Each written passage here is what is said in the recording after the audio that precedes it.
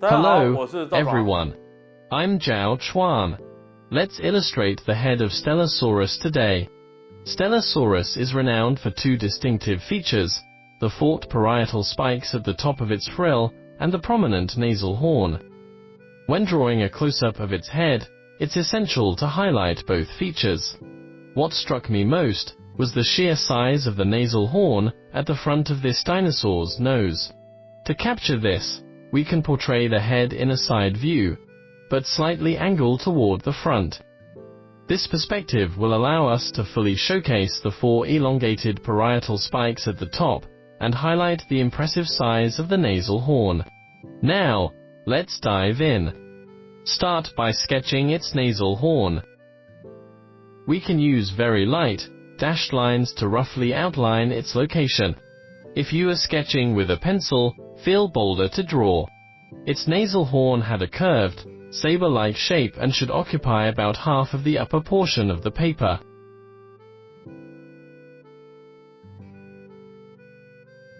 Next, outline its parrot-like beak, a typical feature among ceratopsians. The front half of the beak was covered with a separate layer of keratin.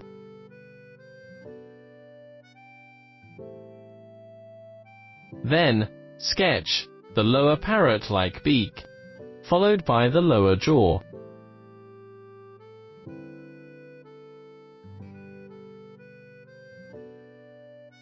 At this location is its jugal bone, which ends with a small, usually sharp horn.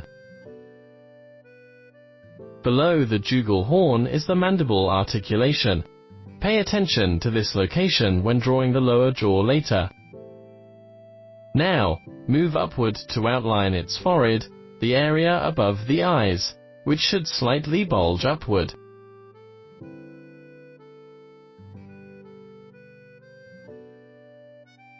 Above the eyes, there are small, spike-like brow horns, also called supraorbital horns. Surrounding the eyes is a ring of keratinous structure.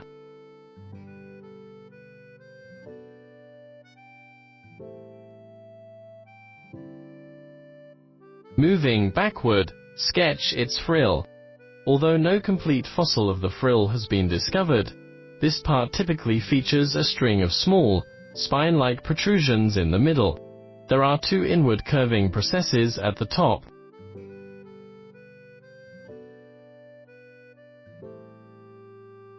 Next, let's draw the processes along the frill margin.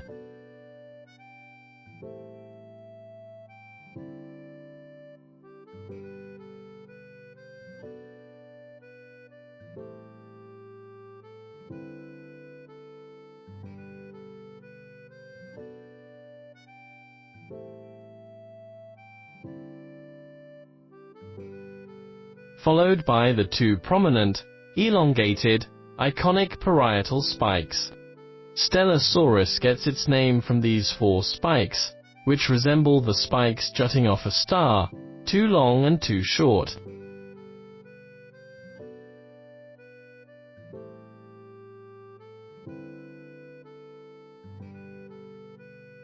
Now, we can draw one eye at this position. Leave a tiny highlight in the pupil. Then, add wrinkles around the eye.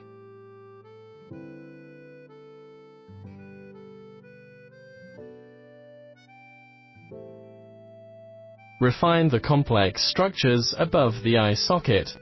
In front of the eye is a small, spike-like brow horn, and behind it is a series of larger bumps.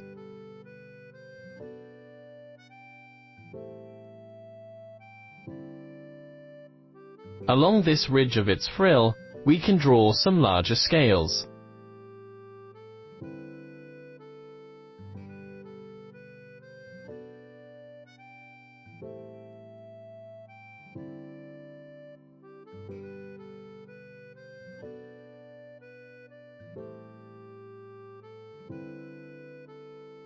The eye socket protrudes outward, which is a typical feature of ceratopsians. Next, we move to draw its nostril.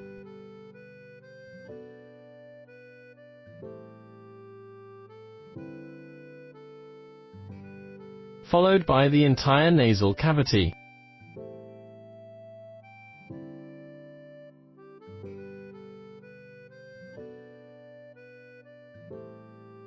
Next, refine the nasal horn by adding some scratches.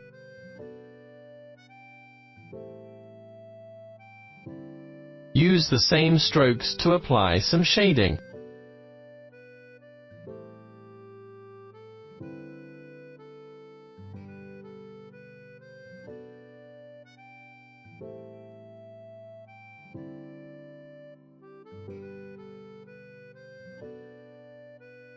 Now, draw its beak with some tiny notches at the front.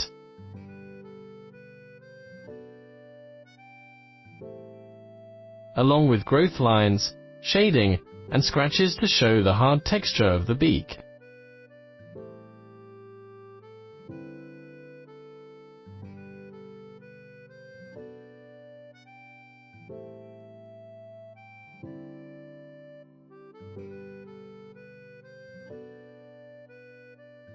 Then, draw the corner of its mouth, and use soft strokes to emphasize its volume.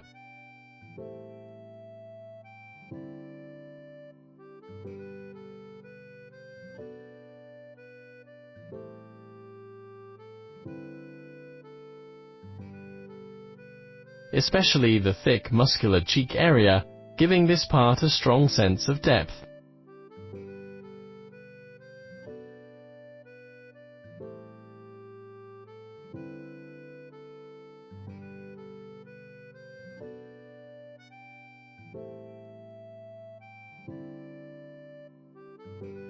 Next, define the boundaries between the marginal processes and the skin of the frill.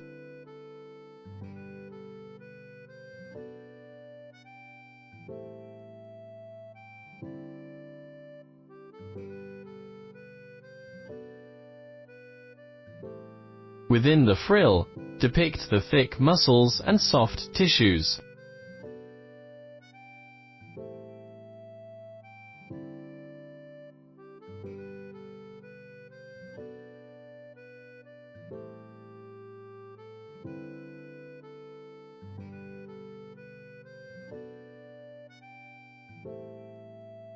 After that, add shading to these structures.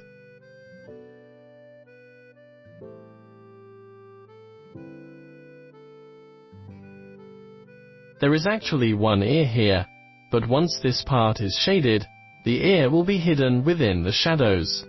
Finally, let's draw its throat and the shadows on the throat.